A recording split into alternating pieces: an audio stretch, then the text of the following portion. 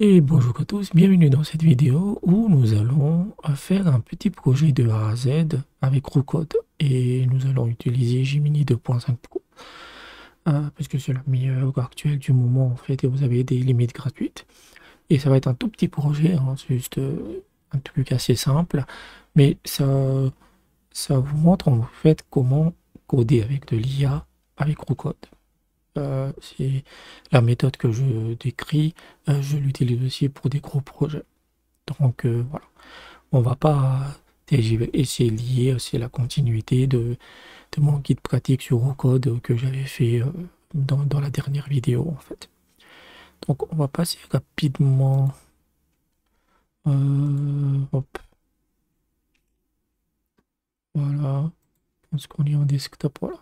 Donc ça c'est le guide pratique à la fois vidéo et aussi vous avez un article PageCon que j'ai publié, ça coûte 5 balles. Donc vous avez tous les réglages et on va essayer de voir aussi comment je l'utilise. Maintenant vous avez une idée en fait, vous avez une application, un SaaS, un site web, etc. Quelle que soit l'idée, techniquement Google et surtout avec l'IA actuelle, elles peuvent le faire. Quelle est la première étape? En tout cas, c'est ma façon de faire. Moi, je ne suis pas développeur, mais c'est comme ça que je le fais. La première chose que je fais, en fait, c'est de créer un plan.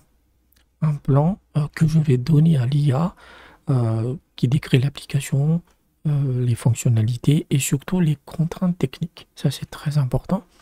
Si vous ne donnez pas de contraintes techniques, en fait, l'IA va toujours assumer que vous avez des besoins, des capacités infinies. Donc, il va aller sur des trucs très très complexes. Donc, par exemple, ici, vous faites du full stack. euh, Vous devez dire que dans le backend, je veux ça. Ma base de données, il faut qu'elle soit légère, etc. Vous devez donner des contraintes. Des contraintes. Donc, le plan, je pourrais le faire, j'ai déjà lancé Rucode, hein. Je pourrais le faire directement ici, mais ma façon de faire, c'est que j'utilise un truc gratuit comme ça peut être ChatGPT, Claude ou AI Studio. Moi, j'utilise AI Studio Google parce que c'est gratuit et illimité en fait. Et vous avez le meilleur modèle actuel. Donc là, vous lui demandez simplement de créer le plan. Et ce plan, on va en faire un document en Markdown en fait, en MD. Et c'est ça qui va nous servir de base. Donc, l'avantage d'utiliser ce type d'interface, c'est que vous pouvez le peaufiner si vous n'êtes pas satisfait. Sur Code, ça va être plus compliqué. Sur Code, on aura plus accès sur l'implémentation. OK? Donc, j'ai déjà une prompt. Donc, ce qu'on va faire, c'est je vous donne la prompt, créer le plan d'une application, d'une petite application de prise de rendez-vous avec du HTML, CSS et JS.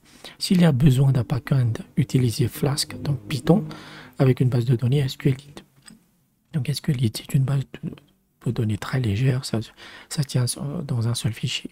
Cela doit être léger au possible et on doit pouvoir la lancer sans serveur, c'est-à-dire le front-end. Donc voici ma prompt. Ça, c'est une prompt qu'on verra plus tard. Donc je vais simplement là.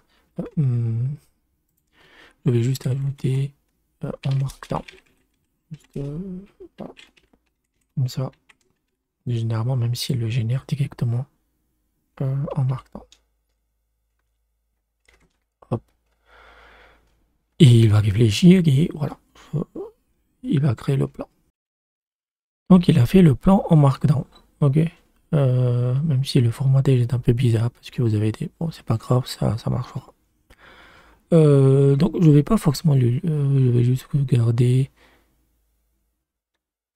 Bon, il reste en simple, etc. Donc ça c'est un plan en fait. Ok. Une fois vous copiez ça. Et en sachant une chose importante, quand vous faites des prompts ici, dans AI Studio, c'est pas sauvegardé automatiquement. Donc si vous quittez, ça va perdre. Donc vous sauvegardez en fait. Voilà. Blabla, voilà. C'est pas grave. Au moins, on peut y retrouver en fait. Et ainsi, vous pouvez l'améliorer au fil de la mesure. Juste petite astuce. On va copier ça. Je vais le faire en Markdown. Et je vais aller sur Ocode. Et sur Ocode, c'est zéro. J'ai rien créé en fait. Ok. Donc, dans un premier temps, on va créer un dossier. Donc, ça, c'est mon dossier de test. Donc, on va aller dans test et on va créer un dossier prise au rendez-vous. Voilà, créer. Je vais, hop, voilà. Et il va passer dans le bon répertoire.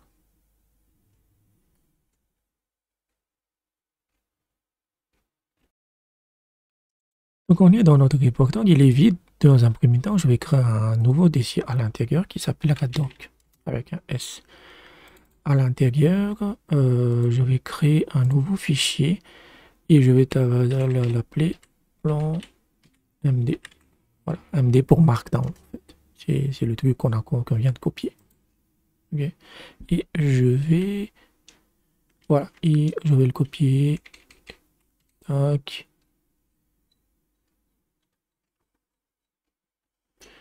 Bah, le formatage est un peu bizarre, mais j'espère que ça marche.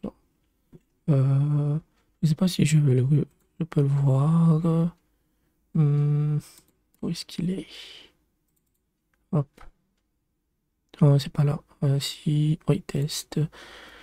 Où est-ce que prise rendez-vous? Doc.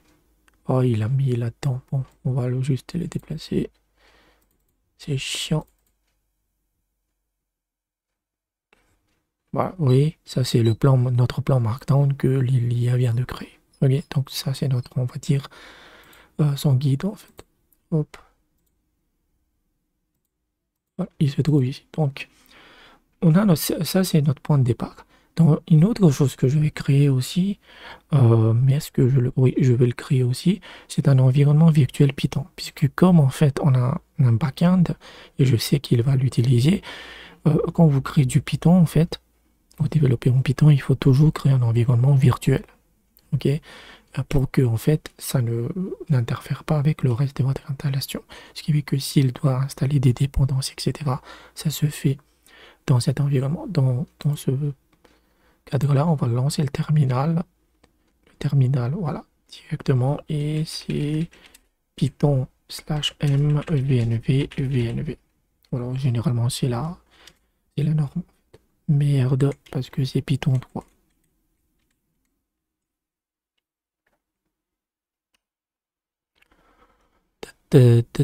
Voilà, il a créé le. Vous avez vu qu'il y a un répertoire VNV qui est là. C'est là où tous les dépendants seront installés. Et il faut l'activer. Pour l'activer, source bin activate. Et là, l'environnement, comme vous voyez le VNV là, c'est le nom de l'environnement virtuel. Là, il est sous. C'est juste une précaution. Ça dépend si vous utilisez Python. Donc, on a terminé. Maintenant, on va lancer le code. On va lancer l'autre code et blablabla. Ok. On va choisir déjà le mode en fait, comme c'est la première fois, quand vous commencez une tâche, passez toujours en architecte pour qu'il visualise. Donc c'est l'architecte et regardez bien l'IA que vous allez utiliser. Nous allons utiliser Gemini 2.5 Pro et moi pour essayer de jongler avec les limites gratuites. J'ai plein de codes de compte Google. J'ai plein de comptes. Donc ça c'est un compte Google, ça c'est un compte Google. Ça aussi, qu'est-ce que je pense que je Gemini 5 Pro. Voilà, j'ai plein de comptes Google comme ça en fait. Et qu'est-ce que je vais lancer? Je vais choisir. Je vais choisir celui-là. Voilà. En sachant que dans les projets de développement sécure, en fait, vous aurez besoin d'un budget. Donc, je vais juste regarder le modèle. Donc, ça, c'est les réglages. On avait déjà vu ça dans la précédente vidéo et vous voyez que ça, c'est l'aspect gratuit. OK? Et donc, si vous utilisez le Pro Preview, ça, c'est le XP là, qui est gratuit.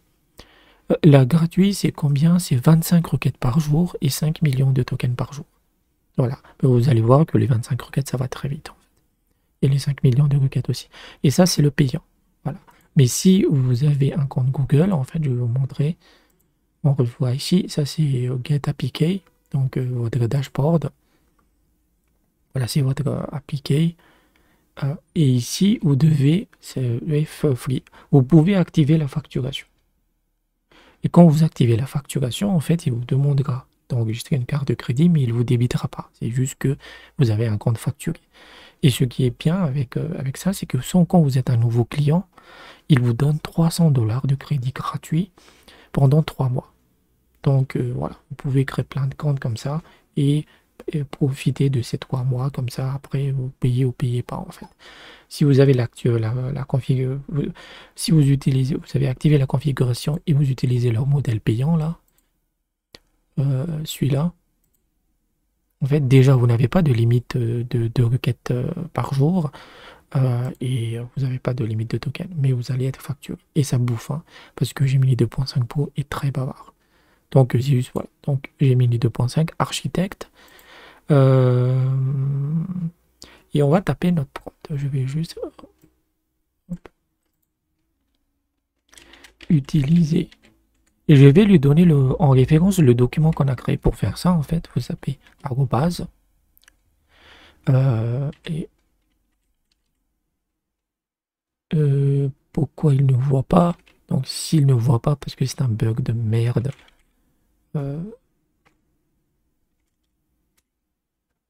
Vous tapez sur add file. Et voilà, c'est celui-là. C'est le plan rendez-vous MD. Ok. Utilise, donc ça lui donne en fait de référence. Salut. On vous lui dit de lire ce document et de faire, de développer notre application. Utiliser pour comprendre notre application et planifier son implémentation. C'est encore l'architecte, hein, il ne code pas. En fait. Voilà. Sachez que le projet démarre de zéro. Si besoin, j'ai déjà créé l'environnement virtuel Python.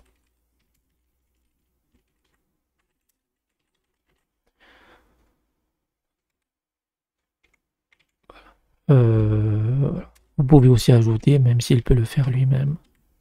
Bon, c'est terminé. Demandez-moi de passer en mode code.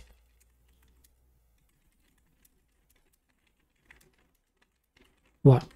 En fait, oubliez tout ce qui est prompt ingénierie. Il y a des prompts optiques, etc. Mais les IA actuelles sont extrêmement performantes. Ils comprendront. Parlez-lui naturellement. Vous devez comprendre des concepts de codage. Mais voilà, tout ce qui est je déteste les arnaques de oui, prompt ingénierie. Tout ça, c'est de la merde. Non, voilà, juste petit coup de gueule. Voilà. Et hop, on lance. Donc, il a lu le document, voilà, c'est un bug visuel, hein, et il propose à la fois, ça c'est des graphiques mermaid, parfois ça s'affiche, parfois ça s'affiche pas. Donc, tac. Donc, il va créer la structure, etc. C'est un plan, en fait, c'est un plan sur un plan, mais je sais que je préfère toujours travailler comme ça. En fait. Là, ça c'est comment il va le faire, en fait, ok. Hop. Donc, ça c'est au code, hein, il va vous proposer plusieurs options. Nous pouvons continuer, blablabla. Voilà. Vous pouvez directement passer en code. On va repartir. Le plan me convient. Passer en mode code. Je suis passé en mode code. Faites les implémentations.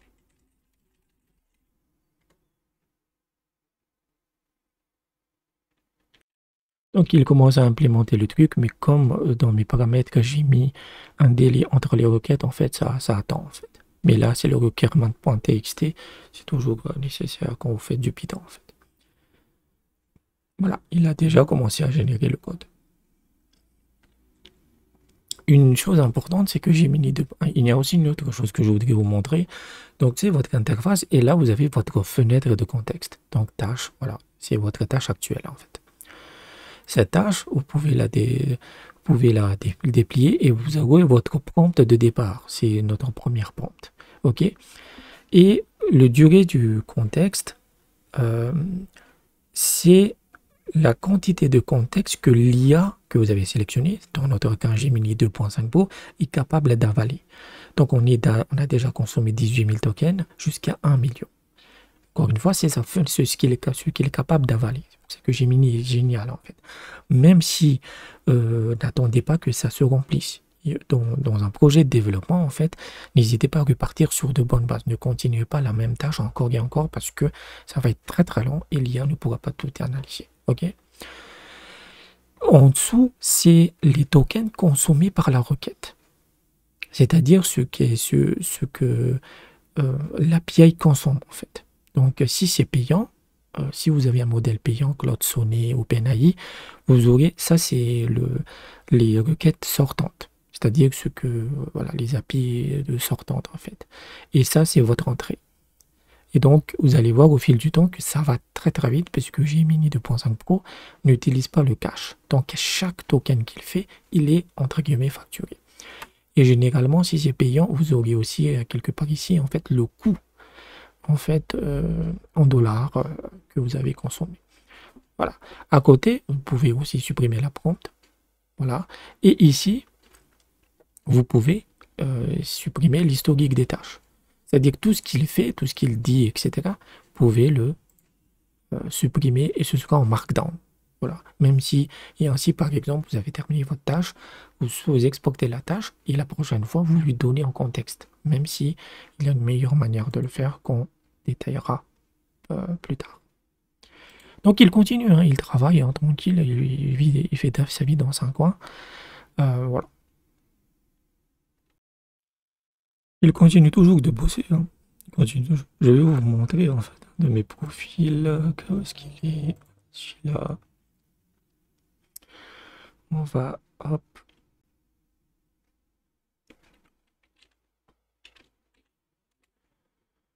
Celui-là, par exemple, c'est un de mes profils Google où là, j'ai activé la facturation. J'ai accédé à la facturation.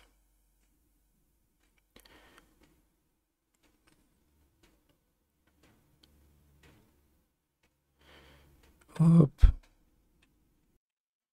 Donc, la facturation est activée. J'ai déjà consommé 10 dollars environ. Crédit utilisé. Et vous voyez ici, voilà, j'ai encore 291 de crédit gratuit. J'ai encore 3 mois en fait. Ça se termine le 14 juillet. Donc n'hésitez pas à... Mais faites attention, hein, parce que si vous utilisez des modèles payants, ça bouffe à mort. En fait. C'est vraiment, ça bouffe à mort. Donc voilà. Vous pouvez créer des allées de paiement. N'hésitez pas à profiter. N'hésitez pas à profiter, mais faites attention en fait. Hop, on retourne. Il est toujours en train de créer. Voilà. Qu'est-ce qu'il est en train de faire? Pourquoi un readme? Je suis sceptique. Et dans le codage, ouais, pendant qu'il travaille, on va discuter. Dans le codage IA, en fait, vous avez des jours avec et j'ai des jours sans. C'est comme ça, les LM sont déjà très très bons en fait, mais parfois ça va être la merde, puisque soit il ne comprend pas, etc., etc. Donc, techniquement, ce qu'il nous dit ici, euh, ok, il a terminé. Il a terminé. Mais je sais qu'il a mis des requirements un peu partout en fait, donc je vais lui poser quelques questions. Ok.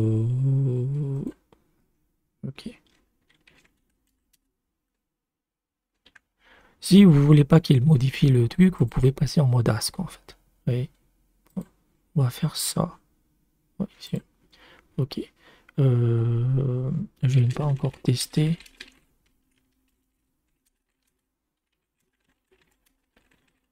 Mais faut-il installer les dépendances Python et comment le front-end se lance? Parce que généralement, moi, je fais un front-end séparé. Mais comme on a juste utilisé du HTML et du CSS, est-ce que c'est intégré?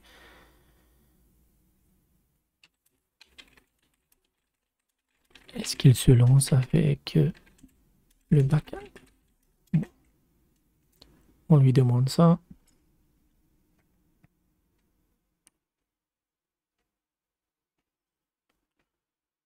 Et le readme, c'est pour si vous voulez le publier. Hop. Oui, ok. Voilà, ça c'est bien. Ok.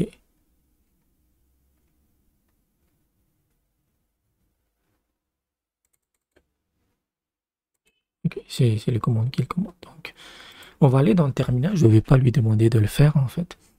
Donc on est dans notre environnement Python et je vais voir un peu est-ce qu'il a mis les... Ah, il est juste les requirements ici, c'est ici. Donc vous faites...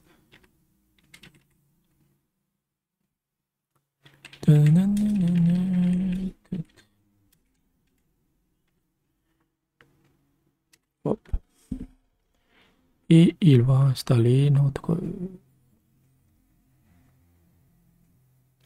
C'est OK.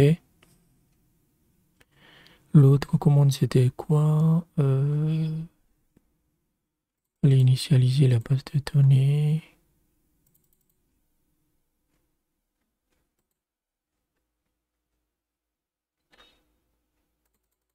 Flask.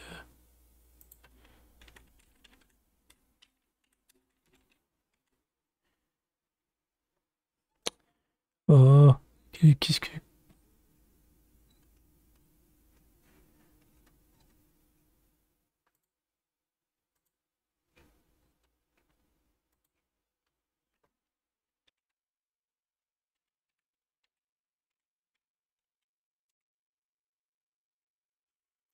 Ok, techniquement c'est marché et ensuite on fait un flask. Quoi.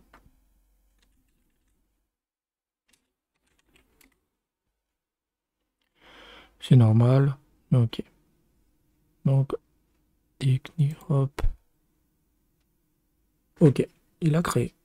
Honnêtement, il a créé. Hop. Consultation IA. Hop. Confirmer la réservation. Ok. C'est impressionnant. Il l'a fait en un seul shot en fait. Après, c'est très très simple. Oh.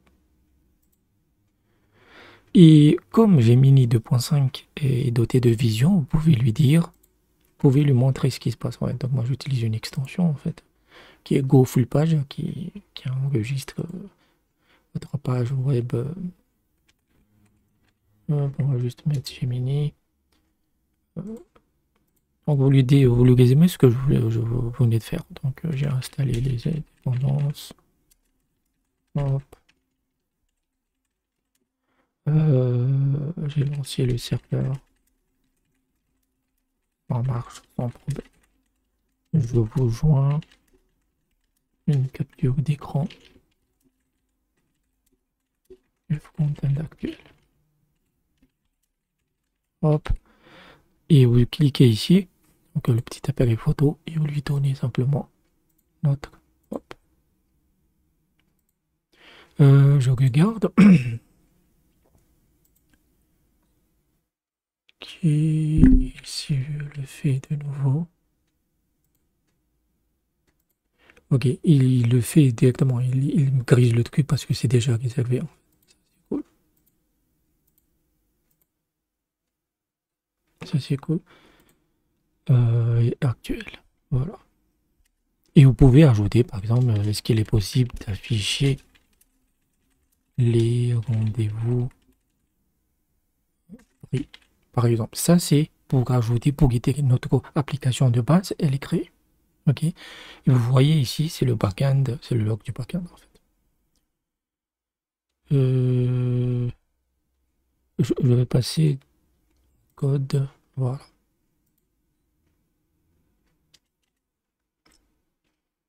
Donc ça vous donne une idée. C'est Google est très très simple, très très vraiment facile. Je sais que beaucoup de gens, je sais que beaucoup de gens utilisent Windsurf, mais c'est en train d'être racheté par OpenAI, genre pour 3 milliards de dollars. Je vais vous prédire ce qui va se passer en fait. Il va supprimer toutes les fonctionnalités qui permettent d'utiliser des autres IA, parce que Windsurf, moi je l'utilise plus depuis des mois en fait. Mais vous pouvez utiliser du Claude, du Gemini, mais comme OpenAI, c'est tout sauf Open en fait.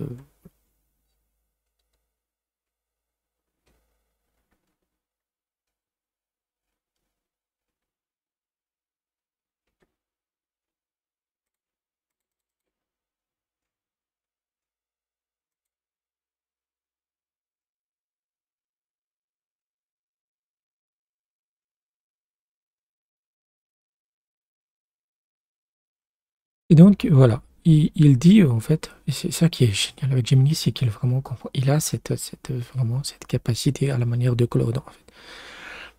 Donc, il propose différentes options.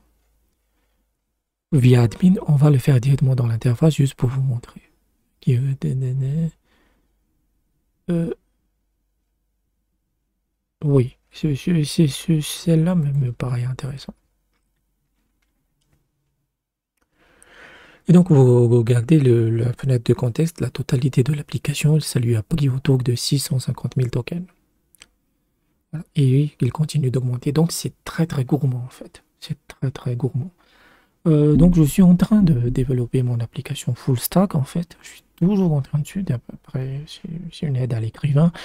Et je vous dirai, voilà, je ferai sans doute une vidéo pour expliquer ce qu'il faut faire avec les IA sur le long terme, en fait. Et c'est beaucoup mieux de passer en mode payant, en fait. Voilà, donc vous avez ce message. Ça signifie que notre limite gratuite pour cette journée est terminée. Voilà. Donc, on va passer. C'est pour ça qu'il faut avoir d'autres. Je ne sais pas si j'ai d'autres. J'ai tout cassé. Je peux prendre un autre profil. C'est la même IA, hein.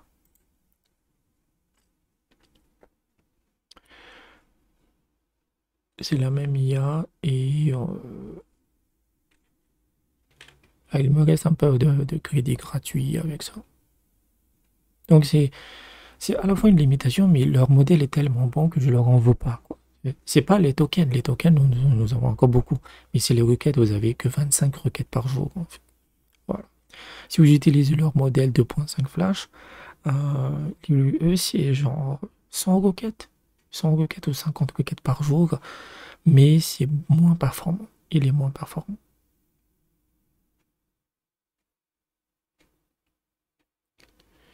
Voilà. Qu'il continue de travailler. Techniquement. Voilà. Ouais, ça marche pas. Voilà.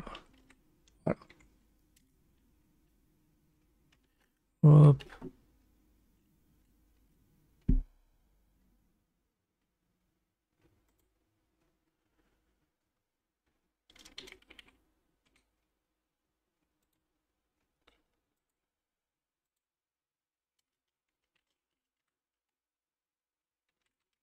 Taper comme ça. Il n'a pas toujours affiché. Pourquoi il n'affiche pas?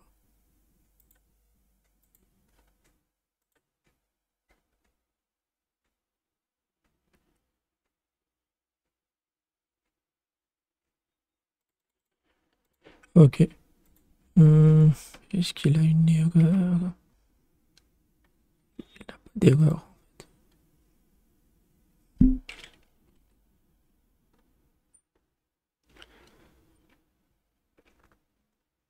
Hop. Donc voilà, ça c'est la grande difficulté du code IA, c'est que lui, il pense l'avoir implémenté, mais il faut débugger. Donc il a ajouté, mais il y a un bug visuel. Je le sens d'ici en fait. Je le sens d'ici parce que ça doit s'afficher en fait. Ça doit s'afficher. Mais ça vous donne une idée. En fait, on a créé une application semi-full stack, hein. On a la base de données, on a du HTS. En fait, c'est même pas semi-full stack. C'est full stack. Mais on va pas tout débugger, on va pas terminer l'application aujourd'hui. Je vous donne juste les étapes. Et ça, il faut lui dire, bah, tu as codé la fonctionnalité, mais ça n'affiche pas. Donc, il va regarder, etc. C'est ça là. Le codage IA, c'est genre 10% de génération de code, 90% de débugage à parier. En fait. C'est pour ça que les êtres humains sont encore très très nécessaires. Maintenant, vous avez bien travaillé, parce que vous savez que votre limite gratuite est épuisée, etc. Et vous voulez résumer la tâche. Donc vous dites, ben, je vais continuer demain, je vais continuer à débugger demain. Je vais supprimer, je vais juste supprimer ça. Et quand vous terminez la tâche, en fait, les gens utilisent différentes techniques, mais moi, ce que je lui dis, en fait, c'est que j'ai une prompt, en fait, qui dit, résume toute la tâche que tu viens de faire, toute la session, mets-le dans un document progrès, tiré, etc. Et ce document, Markdown, en format Markdown, je vais lui dire, je vais le fournir en contexte pour la prochaine fois. Et comme ça, en fait, vous avez une itération petit à petit de votre projet. En fait. Vous pouvez parce que cette tâche, vous pouvez continuer, mais c'est mieux toujours de commencer de zéro. C'est l'expérience qui parle. Voilà. Donc, ici, c'est ma prompt. Voilà. C'est ma prompt, on va dire, en pattern. Donc, pour le moment, documenter ce que nous avons fait depuis le début dans doc, progrès, rv.md. C'est pas un fichier qui existait, donc il va le créer en fait dans le répertoire doc. Voilà. Qu'on a implémenté, comme nouvelle fonctionnalité, les problèmes rencontrés, les solutions apportées, etc. Pour la prochaine session. Ainsi, l'affichage des rendez-vous ne s'affiche pas encore. On a juste les horaires grisés. Faut investiguer.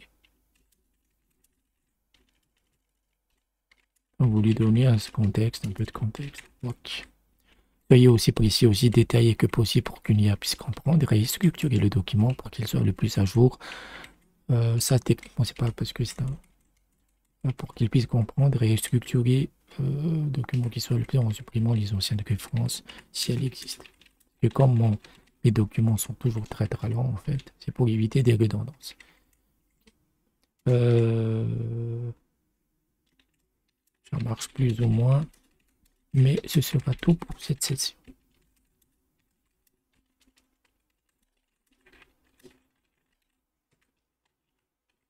Hop.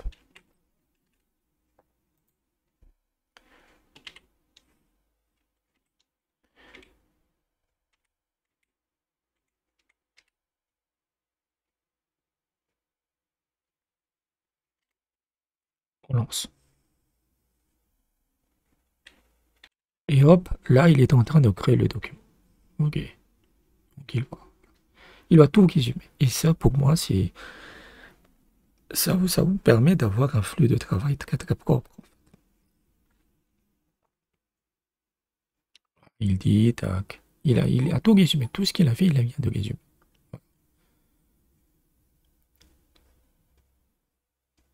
Tentative, voilà. Et comme je lui montrais que bah, ça ne s'affiche pas encore, bah, la prochaine rencontrée, problème principal, la fiche du nom de la personne avant.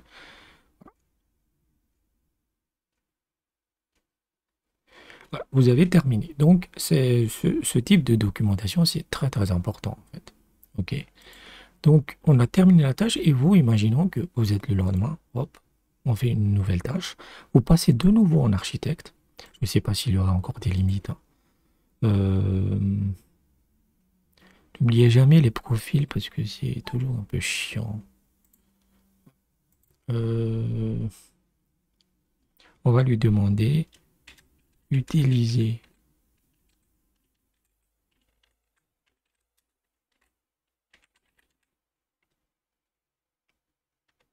là il a compris pour comprendre l'application actuelle et son avancement actuel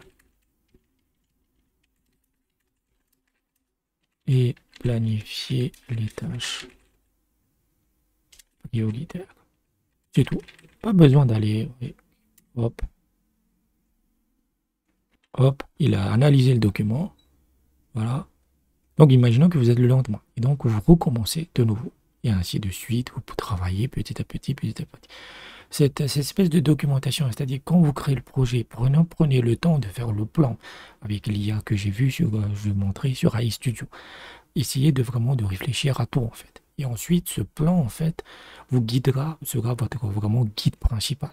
Et vous pouvez même lui dire de comparer les deux. Regarde, tu as ce plan-là, le plan principal et le progrès.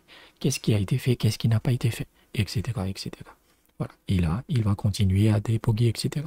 Donc, c'est comme ça qu'on crée et que nous, on a pris une application assez simple, mais très cool, hein, prise de rendez-vous. Et vous avez vu, le style est génial. Il a fait tout de suite. Gemini 2.5 Pro, c'est la meilleure IA actuelle. Voilà, oubliez, bien sûr, O3 existe, mais c'est à 40 balles. Donc là, c'est 15 $ maximum si vous payez, en fait. Donc, et vous continuez ainsi de suite. Vous avez terminé la session, vous lui demandez de résumer, etc., etc. Et vous pouvez aller très très loin avec ça. Donc, voilà comment créer un projet full stack de A à Z, en fait. Full stack ou autre, quel que soit, il n'y a pas de limite, en fait. Je vous le dis, il n'y a pas de limite. Je vais passer en webcam. Oh, ça, hop. Donc voilà à peu près, c'est mon flux de travail que j'utilise tous les jours. Bien sûr, il y a des développeurs qui vont dire, oh, mais il y a tel outil, il y a tel outil. Au moins ça reste simple. Ça me convient parfaitement. Et voilà, j'ai fait beaucoup de progrès avec ça. Mais comme je l'ai dit dans la vidéo, parfois vous avez des... Là, on a eu de la chance. Je pense qu'il a dit, ah, il va faire la vidéo, on va montrer que Gemini fonctionne. Ça a fonctionné du premier coup. En même temps, c'était quand même assez simple, en fait. Mais vous avez des jours sans et il faut juste supprimer les progrès. Comme j'ai montré dans la première vidéo de guide de Google, avec une sauvegarde manuelle de votre dossier. Et vous voyez que c'est la pagaille, c'est la merde, vous ne pouvez pas résoudre. Supprimer le répertoire, récupérer le répertoire de sauvegarde et recommencer. Parce que comme vous avez toute cette documentation, en fait, vous allez perdre une journée, maximum 2 jours à la limite. Vous n'allez pas tout perdre. Donc voilà comment créer un projet de codage par IA sur un code de A à Z. Donc j'espère que je vous ai aidé. N'hésitez pas à aller. Je pense que je ferai un petit guide sur PageCon pour ça, pour les prompts, etc. Ce que moi j'utilise comme flux de travail. Donc n'hésitez pas à vous abonner, à faire des. Ça coûte 5 balles, c'est pas beaucoup. Et moi, ça m'aide financièrement. Donc j'espère que je vous ai aidé, que vous avez appris quelque chose. Et je vous dis à bientôt.